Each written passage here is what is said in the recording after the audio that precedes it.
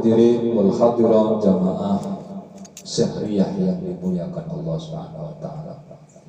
Sholawat salah satu amalan andalan orang-orang mutaakhirin termasuk kita, orang-orang akhir zaman adalah sholawat menjadi andalan amalan yang tanpa syarat. Karena semua amalan-amalan itu harus memenuhi syarat dan rukunnya.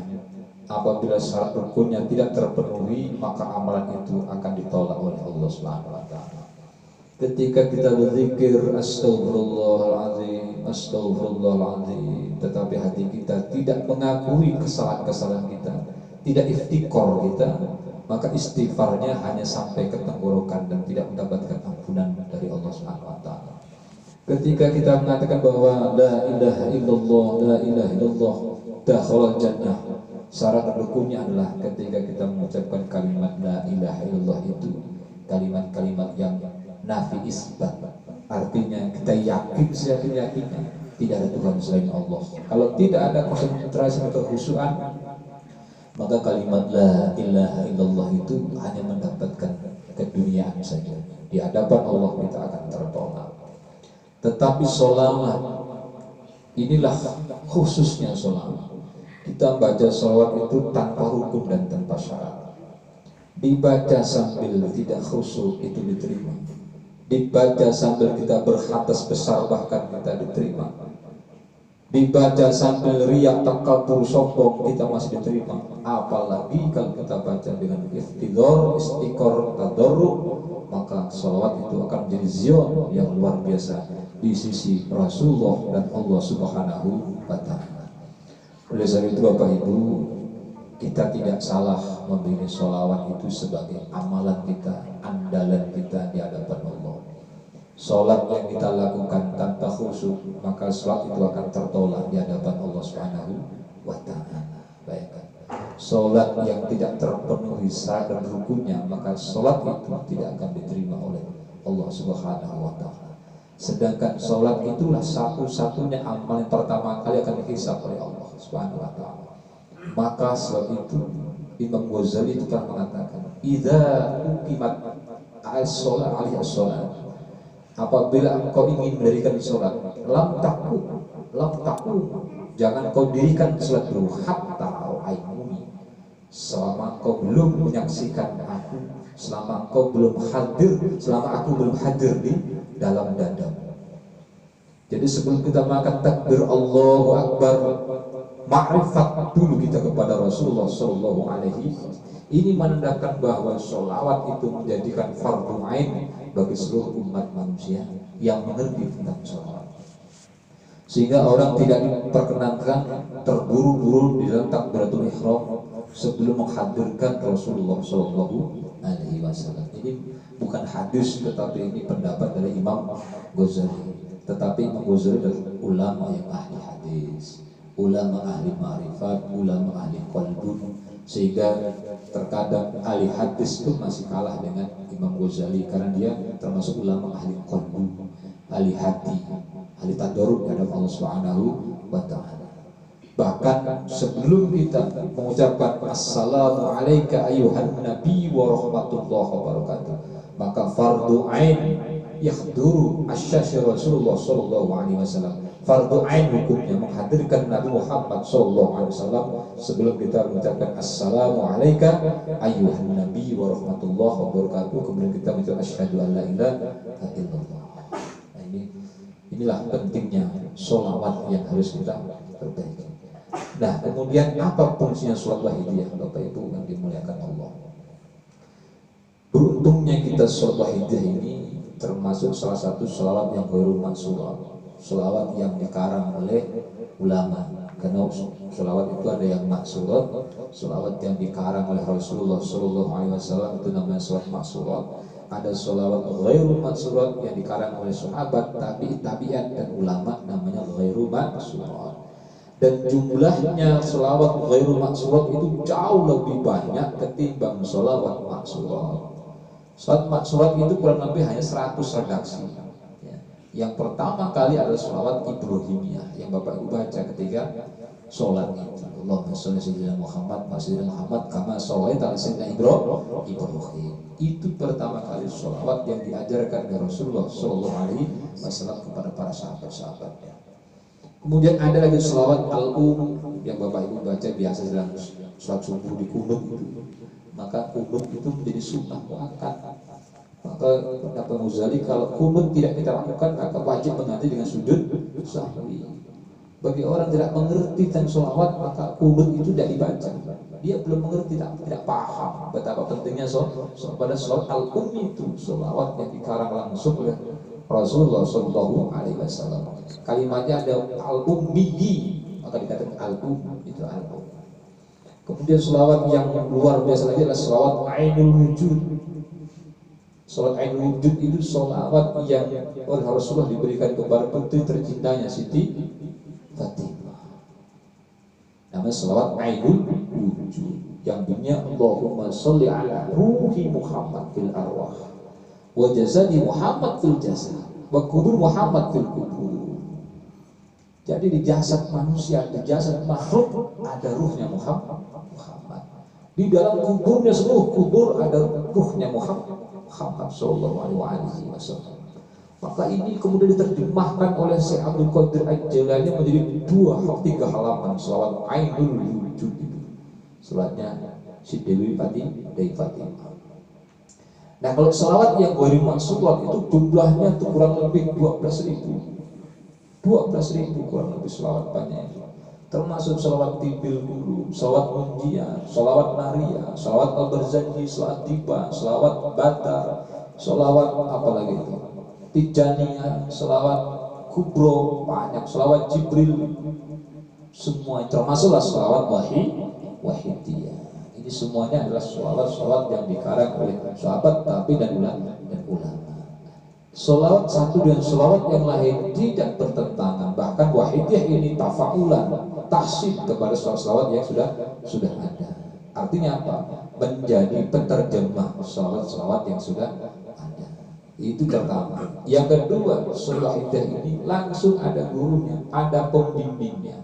Secara praktis kita diatur secara pembimbingnya. Sholawat yang lain kita hanya melihat teks buku, hanya melihat buku. Siapa gurunya kita tidak tahu. Bapak Ibu namakan Allahumma sholli sholatan kamilatan wa selamat. Tanya siapa pengarangnya, kita tidak tahu. Tanya siapa gurunya, kita tidak tahu. Kita hanya mengamalkan apa dari ustaz ke ustaz. Memang itu tidak salah. Tetapi wahidiyah jelas. Mu'alifnya beliau Kanjeng Romo.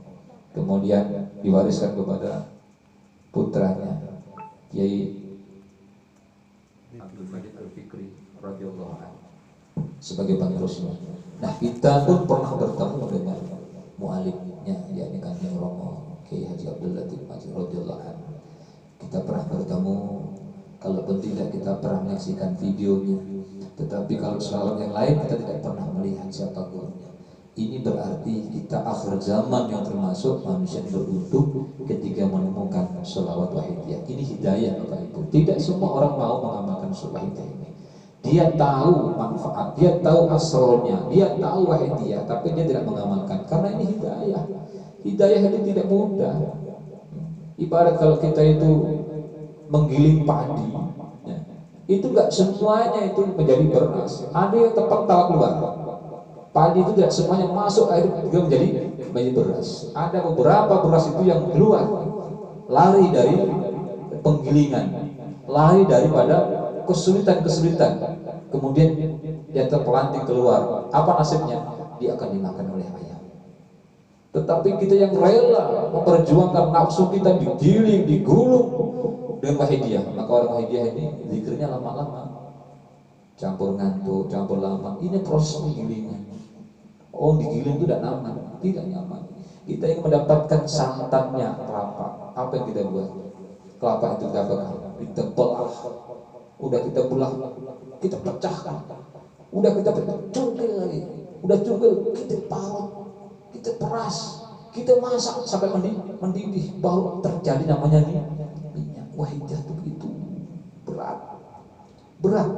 Kalau kita semua kita lihat Nur Muhammad itu dalam sekali. Kelatifatul Qalbu yang ke-7 Latih kalbu yang ketujuh. Maka nafsu kita ini yang ketujuh sana akunya Allah itu harus kita tembus dengan sholawat. Kalau hanya satu sholawat nggak akan mampu menembus 7 lapisan ladin qaulul qalbi, nggak akan bisa. Maka pesan Kanjeng Rama, zikir sholawat itu pasti ada bilangan 3, 7, 41, 100, 1000, 10.000, 20.000, 30.000, 1 juta. Kenapa? Untuk menembus latifatul qalbu nurnya Muhammad yang dalam ke sana itu perlu lama dan perlu waktu yang cukup lama. Bilangan-bilangan kita baca. Nembus satu persatu sampai ziyotnya muncul, asronya muncul. Jadi apapun kalau kita amalkan tanpa susah dan payah, maka tidak akan dapat asronya apa-apa. Bukan cuma wahidiyah, apapun amalan kalau kita amalkan dengan cara yang tidak mengikuti aturan yang berlaku, maka dia tidak akan mendapatkan asronya wahidiyah. Kita hanya mendapatkan pahala saja, pahala dan kebaikan. Tetapi kalau kita betul-betul mengamalkan dengan standar yang beliau berikan petunjuk dan kita amalkan betul-betul, demi Allah Bapak Ibu akan merasakan zionnya, asrornya wahidiyah itu akan muncul, dan kita akan mendapatkan pengalaman rohani yang berbeda-beda antara satu pengalaman yang lain. Tetapi kalau kita selama ini kita mengamalkan, belum pernah ada ru'yatul sholih, belum pernah ada pengalaman rohani, ini menandakan bahwa bilangan yang kita baca itu masih biasa-biasa saja, belum menambah, belum jumlah yang kita baca. Kalaupun jumlah sudah kita temukan, tetapi kualitasnya belum kita tambah. Bapak Ibu yang dimuliakan Allah, oleh sebab itu kalau kita tidak mampu membaca keseluruhannya itu lembaran itu, cukup kita baca nidanya saja. Ya Sayyidi ya Rasulullah, ya Sayyidi ya Rasulullah, ya Sayyidi ya Rasulullah. Apa untungnya? Apa itu? Ini namanya ya Sayyidi Rasulullah itu apa namanya? Sayyidus sholawat. Sayyidus sholawat adalah ya Sayyidi ya Rasulullah. Qalbunya sholawat adalah ya Sayyidi ya Rasulullah. Jadi kalau ibu baca ya Sayyidi Rasulullah itu sudah mencakup semua sholawat. Cukup ya Sayyidi Rasulullah, Sayyidi Rasul. Apa itu? Iltija'u ummah illa sayyidihi, mengungsinya umat kepada pemimpin umat. Nanti kita mengungsi kemana? Ya kiamat. Kita lari ke Adam, Adam menolak. Lari ke Nuh, Nuh menolak. Ke Adam, Adam menolak. Lari ke Muhammad SAW, lari ke melihat seberapa banyak kau mengingat aku di alam dunia, Nah, sehingga kalau kuantitas kita berbanyak ya Sayyidi Rasulullah, ya Sayyidi Rasulullah, itu akan terang benderang hati kita itu, dan situ akan keluar zion nurnya Muhammad sallallahu alaihi wasallam, dan Muhammad mudah untuk meneliti, mengetahui ini hamba-hamba yang betul-betul cinta kepada Nabi Muhammad sallallahu alaihi wasallam. Maka kalau kita tidak mampu membaca keseluruhan lembaran-lembaran itu, cukup kita membaca kita ya Sayyidi ya Rasulullah. Karena semua kita yang hadir ini, semua pasti akan mati. Dan ketika mati demi Allah, semua ruh itu, semuanya akan dihadiri oleh Rasulullah SAW. Tergantung kita bisa melihat dan tidaknya Nabi Muhammad SAW. Bahkan sakaratul maut itu, Nabi Muhammad itu akan mentalkin kita. Kita tidak tahu kenapa? Karena kita tidak mau tahu ketika kita masih dalam kondisi yang sehat. Sehingga Nabi Muhammad itu semua